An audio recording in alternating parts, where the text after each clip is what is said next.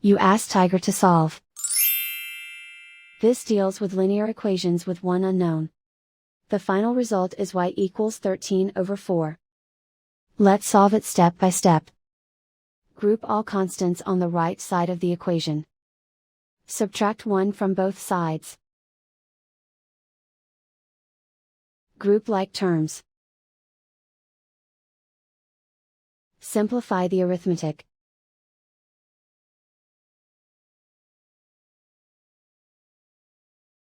Isolate the y.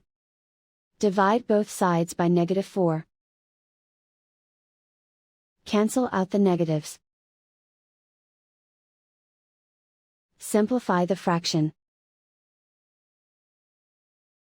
Cancel out the negatives. And so the final result is y equals 13/4.